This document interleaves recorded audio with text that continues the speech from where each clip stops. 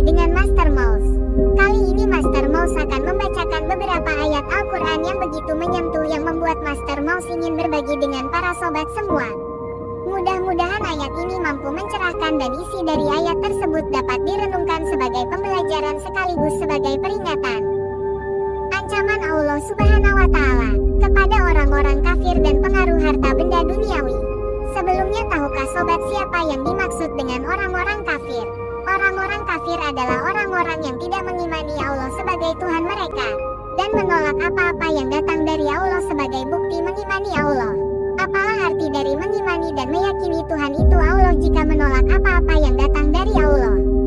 Itu sebagai bentuk dusta dalam keimanan yang meyakini bahwa Tuhan adalah Allah namun menolak apa-apa yang datang dari Allah. Inilah yang disebut sebagai kafir. Walaupun masih banyak penjelasan lain yang bisa membuat orang tersebut termasuk dalam orang yang digolongkan kafir, dan ini salah satunya. Mari kita masuk dalam ayat yang membahas tentang orang-orang kafir. Sesungguhnya orang-orang yang kafir, harta benda dan anak-anak mereka sedikit pun tidak dapat menolak siksa Allah dari mereka. Dan mereka itu adalah bahan bakar api neraka. Keadaan mereka adalah seperti keadaan kaum Fir'aun dan orang-orang sebelumnya. Mereka mendustakan ayat-ayat kami. Karena itu Allah menyiksa mereka disebabkan dosa-dosa mereka. Dan Allah sangat keras siksanya. Katakanlah kepada orang-orang yang kafir, kamu pasti akan dikalahkan di dunia ini dan akan digiring ke dalam neraka jahanam. Dan itulah tempat yang seburuk-buruknya. Kata-kata mendustakan ayat-ayat di sini menggambarkan bentuk atau maksud kafir itu sendiri. Artinya ini tidak hanya persoalan meyakini Allah sebagai Tuhan tetapi juga dibarengi dengan lawan dari kata mendustakan. Tanpa keyakinan, mustahil bisa sejalan dengan apa yang diyakini tersebut. Karena semuanya merujuk pada satu paket kalam mula. Ibarat handphone tanpa adanya aplikasi, maka handphone tidak berfungsi layaknya yang dimaksudkan tujuan dari adanya handphone itu sendiri.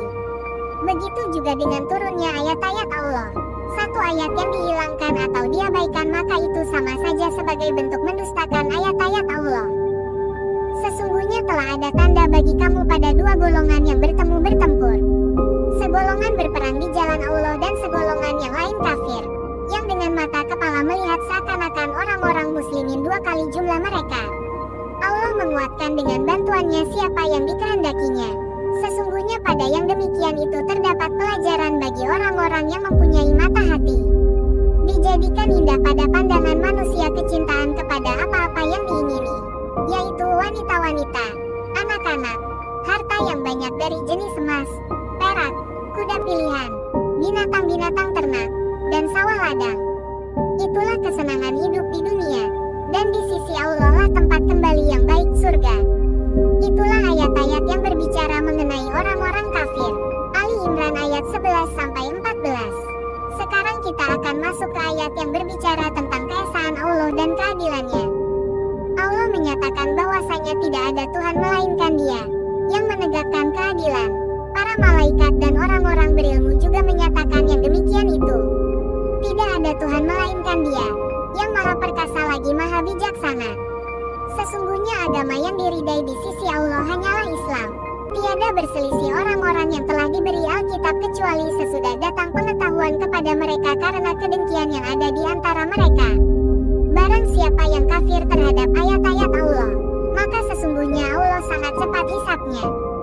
Kemudian jika mereka mendebat kamu tentang kebenaran Islam, maka katakanlah, aku menyerahkan diriku kepada Allah dan demikian pula orang-orang yang mengikutiku.